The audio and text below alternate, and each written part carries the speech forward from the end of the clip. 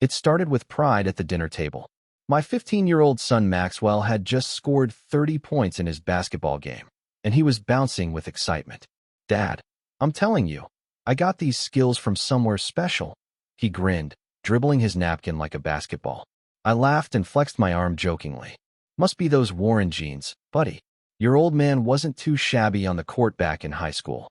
That's when my wife Gloria looked up from her plate with that smirk I'd been seeing more often lately.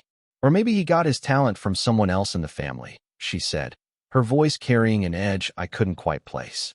Maxwell didn't catch it, but something about the way she said it made my stomach twist. I brushed it off as one of her weird moods, but the comment stuck with me long after dinner ended. The next morning, Maxwell was still buzzing about his game and my comment about genetics. "Dad, we should totally do one of those DNA tests," he said, scrolling through his phone at breakfast. "You know, see what kind of athletic genes I actually inherited from you." Gloria's coffee cup froze halfway to her lips, and for just a second, I saw something flash across her face. Fear? Panic? But it was gone so fast I wondered if I'd imagined it. "That sounds fun," I said, not thinking much of it. Maxwell was already pulling up websites on his phone, showing me different DNA testing companies.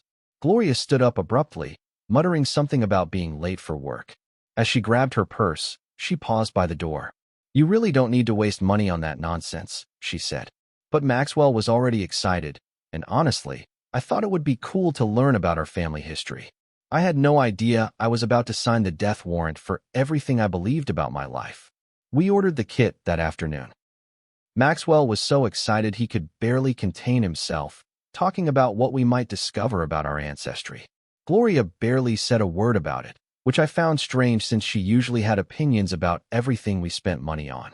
When the package arrived 3 days later, Maxwell practically ripped it open. We followed the instructions, spitting into the little tubes and sealing them up. "This is going to be so cool, Dad," Maxwell said as we packaged everything up to send back. "Maybe we'll find out we're related to some famous athlete or something."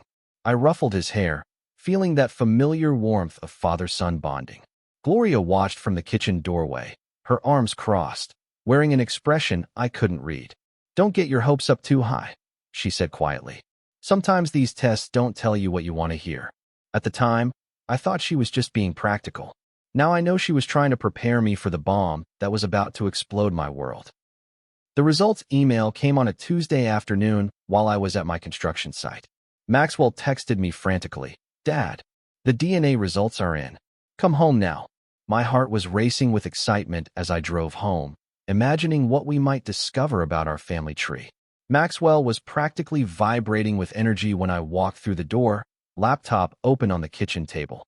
"Okay, Dad, let's see what kind of genetic superstar I am," he laughed, clicking on the email.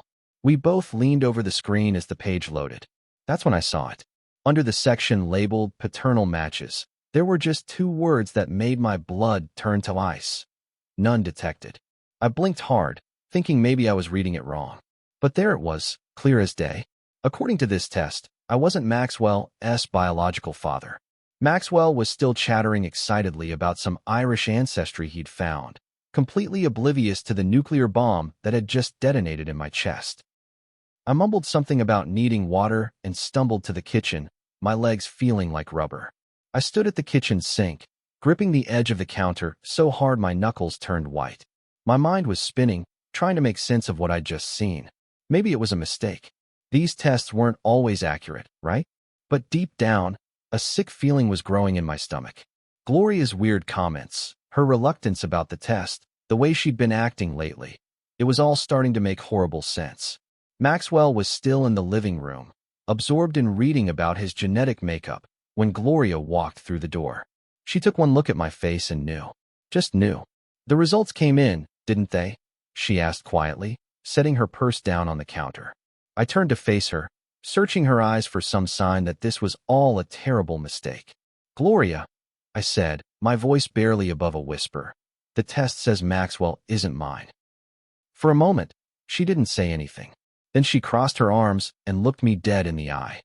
"Yeah," she said simply. "He's not." The casual way she said it hit me like a physical blow. No shock, no denial, no desperate explanation about how the test must be wrong. Just a flat, Emotionless confirmation that the boy I'd raised for 15 years wasn't actually my son. What do you mean, he's not? I hissed, trying to keep my voice down so Maxwell wouldn't hear. Gloria looked almost annoyed that we were having this conversation. I mean exactly what I said, Caleb. Maxwell isn't your biological son. She said it like she was telling me the weather forecast. My hands were shaking now, and I felt like the room was spinning. How is that possible? Who? I couldn't even finish the sentence. Gloria tilted her head, studying me with those cold eyes that I was beginning to realize I'd never really known. You really want to know? She asked, and there was something almost amused in her voice. Because once I tell you, you can't unknow it. I stared at her, this woman I'd been married to for 16 years, and realized I was looking at a complete stranger. Tell me, I said, my voice hoarse. Tell me who Maxwell's father is. Gloria was quiet for a long moment, and I could see her weighing her options, deciding how much truth she was willing to give me. Finally, she sighed like I was forcing her to do something tedious. It was before we got married, she said. Way before. You and I had broken up for a few months, remember? During our engagement. I did remember. We'd had a huge fight about something stupid, and she'd moved back to her parents' house for about 3 months. We'd eventually worked it out and got back together, but those months had been hell for me. So who was it? I pressed. Gloria's lips curved into something that might have been a smile, but it was cold and cruel. Someone you know, she said softly. Someone close. My blood went cold. The way she said it, the look in her eyes, I knew this was about to get so much worse. Who? I demanded, but part of me already suspected the answer was going to destroy me completely. Gloria crossed her arms and leaned against the counter, like she was getting comfortable for the show. It was Lance, she said simply. Lance. My best friend since college. My best man at our wedding. The guy who'd been Maxwell's uncle his entire life, who came to every birthday party, every school play, every basketball game. The man I'd trusted more than my own brother. I felt the room tilt around me, and I had to grab the counter to keep from falling. Lance. I whispered. You slept with Lance. Gloria nodded, watching my reaction with what looked like scientific curiosity. Multiple times, actually, during those months we were apart. She paused, then added the final knife twist. He has no idea Maxwell is his, by the way. So don't go thinking there was some grand conspiracy. I couldn't breathe.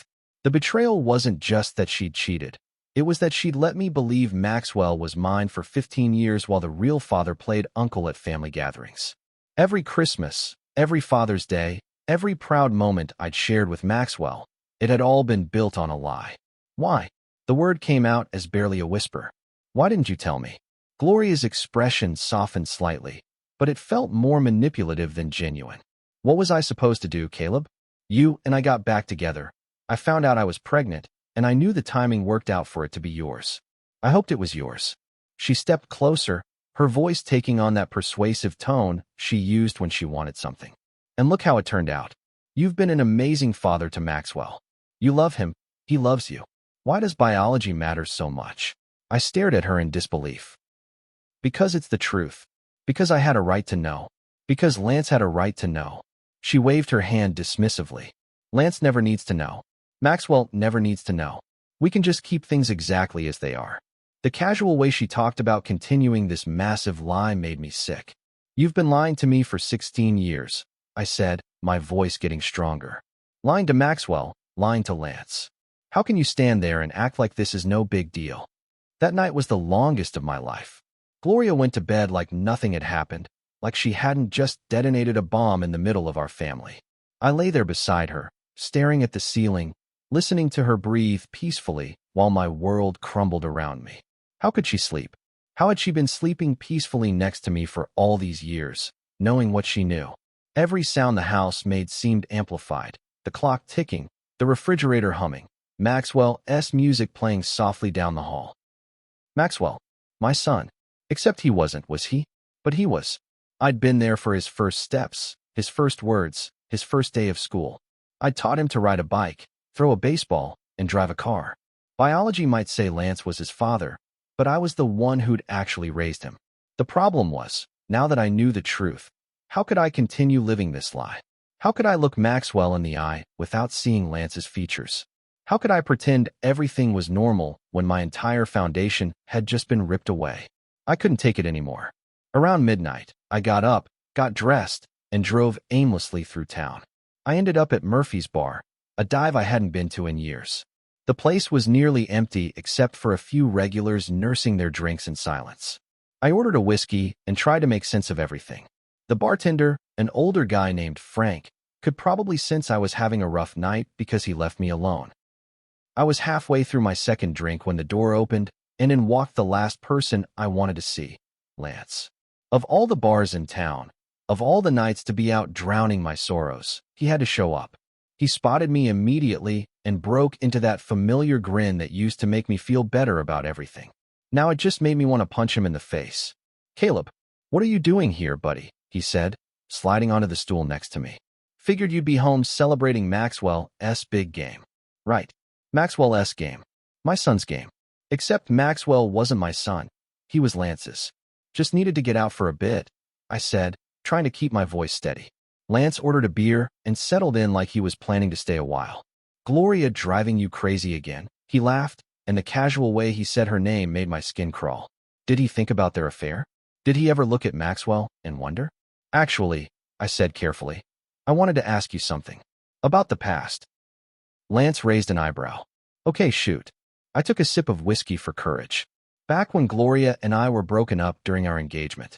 You remember that, right?" Lance nodded. "Yeah, that was a rough time for you, man. But everything worked out in the end." I watched his face carefully. "What did you do during those months? Did you date anyone?" Lance shifted uncomfortably on his stool. "Why are you asking?" I kept pressing. "Just curious. We never really talked about what happened during that time." Lance was quiet for a moment, then shrugged. "I mean, yeah, I dated a little. Nothing serious." He paused, then added quietly, "Actually, Gloria and I hung out a few times. But it was nothing, just two friends helping each other through a rough patch." "Nothing," I repeated, my heart pounding. "You and Gloria just hung out as friends?" Lance looked uncomfortable now, like he was realizing this conversation was heading somewhere he didn't want to go. "Caleb, what's this about? Why are you asking about something that happened 16 years ago?" I wanted to tell him right then and there. I wanted to grab him by the shirt and scream that his nothing had resulted in a son he'd been unknowingly playing uncle to for 15 years. Instead, I just nodded and finished my whiskey. "You're right. Ancient history." But as I sat there watching Lance drink his beer and make small talk about work, I realized something important. He genuinely had no idea. The affair might have meant nothing to him. Just a few casual hookups during a confusing time. But for Gloria, it had created a life-altering secret she'd been carrying for over a decade. And now that secret was mine too. The question was, what was I going to do with it? As I drove home that night, one thing became crystal clear. I couldn't live with this lie, even if everyone else could. The next morning, Gloria was making coffee like nothing had happened. Maxwell had already left for school, and the house felt hollow without his energy. I sat at the kitchen table, watching my wife of 16 years move around our kitchen, and marveled at how normal she seemed. "We need to talk," I said. Gloria sighed without turning around. "I was hoping you'd slept on it, and realized we should just leave things alone." She brought me a cup of coffee and sat down across from me.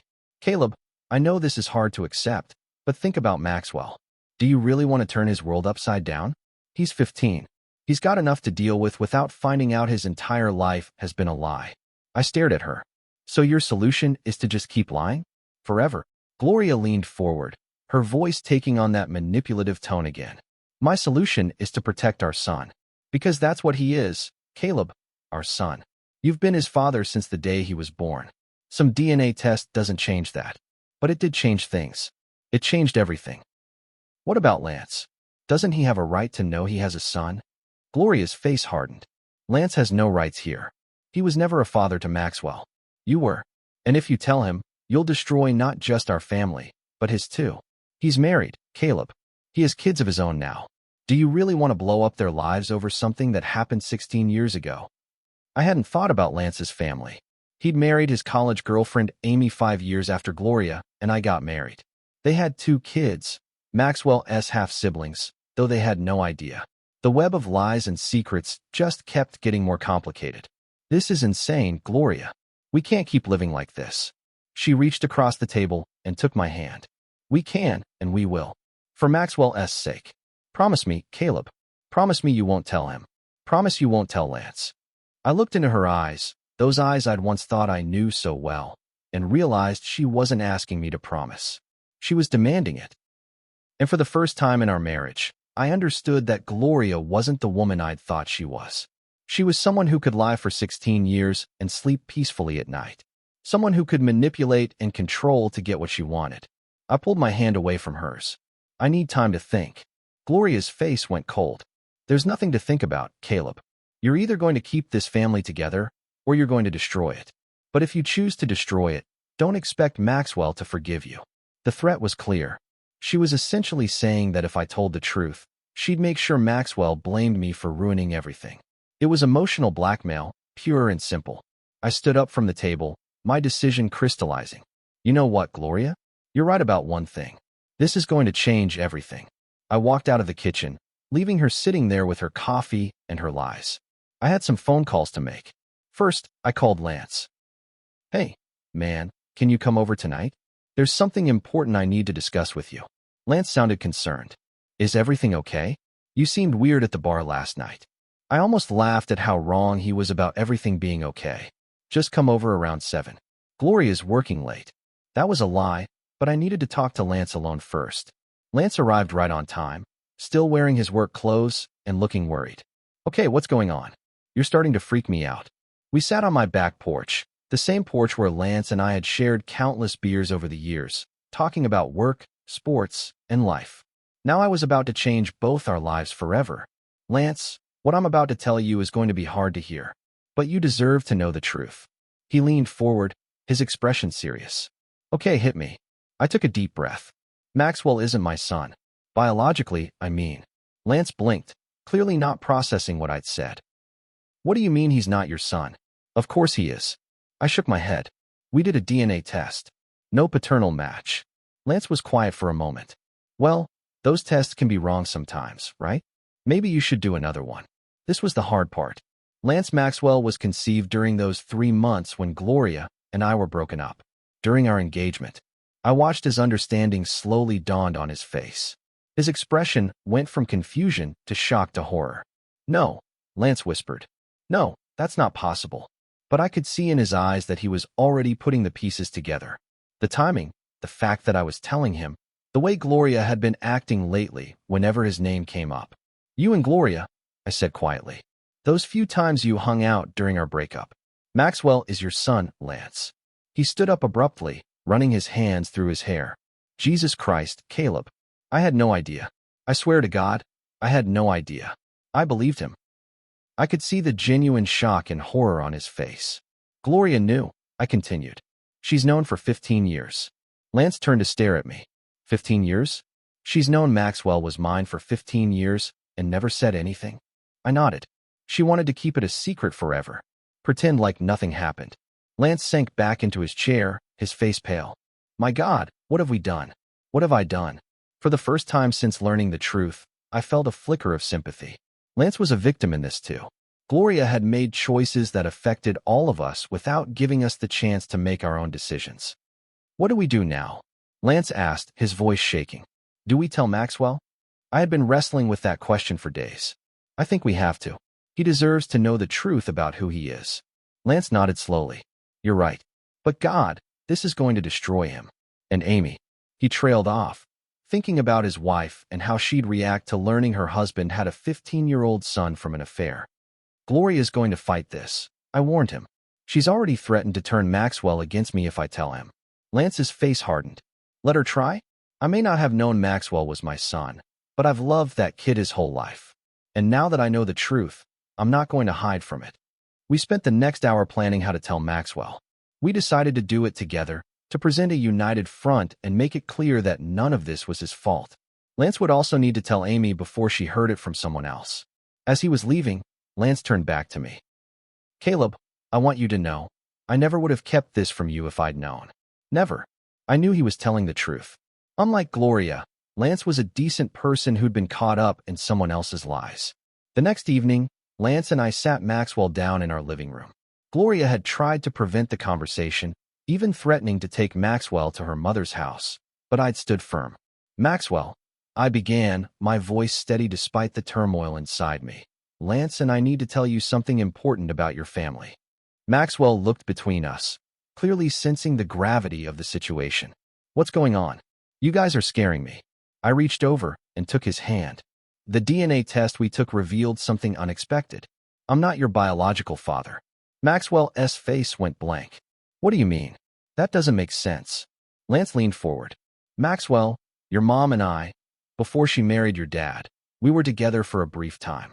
You're my biological son. The silence that followed was deafening. Maxwell looked back and forth between us, his face cycling through confusion, shock, and hurt. So you're my real dad? He asked Lance quietly. No, I said firmly. I'm your real dad. I've been your father since the day you were born. Lance is your biological father, but I'm the one who raised you. Maxwell's eyes filled with tears. Why didn't anyone tell me? How long have you known? I just found out from the DNA test, I explained. Lance just found out yesterday when I told him. Your mother has known you since you were born. Maxwell turned toward the kitchen where Gloria was lurking, probably listening to every word. Mom, he called out. Is this true? Gloria appeared in the doorway, her face a mask of forced calm. Yes, it's true.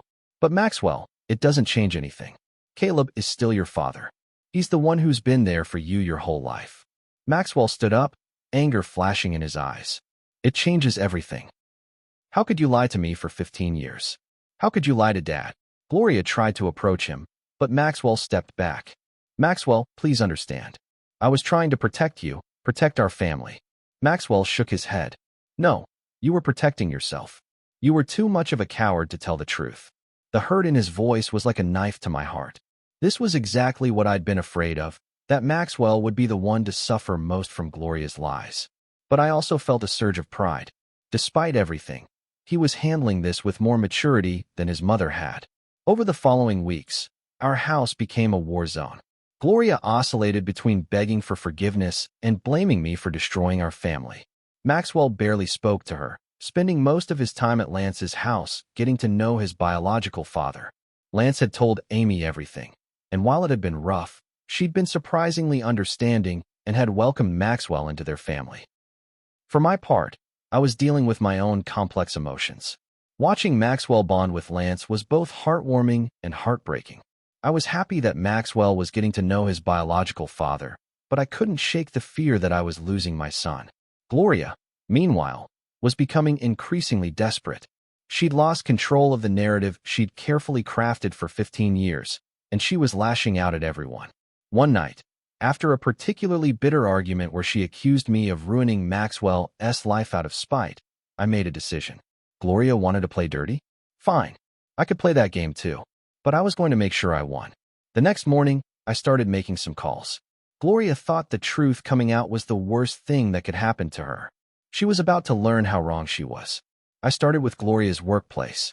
She worked as an HR manager at a mid-sized company, and they had strict policies about personal conduct and honesty. I compiled everything: the DNA test results, proof of the affair, evidence of her 15-year deception. I sent it all anonymously to her boss with a note explaining that an HR manager who could lie and manipulate her own family for over a decade might not be the most trustworthy person to handle employee issues. The response was swift. Gloria was called into a meeting the next day and suspended pending an investigation. She came home in a rage. "This was you, wasn't it?" she screamed. "You sent that information to my job." I looked up from my newspaper calmly. "I have no idea what you're talking about." She grabbed the paper from my hands. "Don't lie to me, Caleb. My career is ruined because of you." I stood up, meeting her glare with one of my own. "Your career is ruined because of the choices you made 15 years ago. I'm just making sure people know who they're really dealing with." She slapped me then, hard across the face. But instead of anger, I felt nothing but cold satisfaction. The woman I'd loved was gone, replaced by this desperate, vindictive stranger. But I wasn't done. Lance's business was a family restaurant that had been in his family for 3 generations. It relied heavily on its reputation as a wholesome, family-friendly establishment.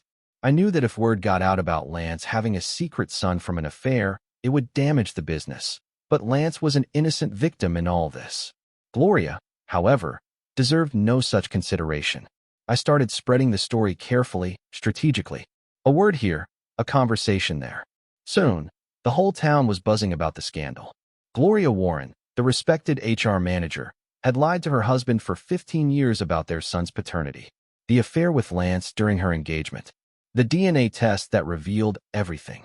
Within days, Gloria couldn't show her face in public without whispers following her. She'd lost her job, her reputation was in ruins, and Maxwell wanted nothing to do with her. She tried to blame me for everything, but even her own family started distancing themselves when they learned the truth. Her sister stopped taking her calls. Her parents suggested she might want to get some counseling. Everyone could see that Gloria's problems were entirely of her own making. 6 months later, I was sitting in my lawyer's office, signing the final divorce papers. Gloria had fought the divorce initially, but her position was hopeless. I had full custody of Maxwell, and Lance had legally acknowledged his paternity. Gloria's life had completely fallen apart. No job, no family, and a reputation that would follow her wherever she went. Maxwell was doing well, splitting his time between my house and Lance's. It had been an adjustment for all of us, but we'd made it work. Lance and I had maintained our friendship, bonded now by our mutual love for Maxwell and our shared experience of being deceived by Gloria. As I walked out of the lawyer's office, divorce decree in hand, I felt something I hadn't experienced in months: peace.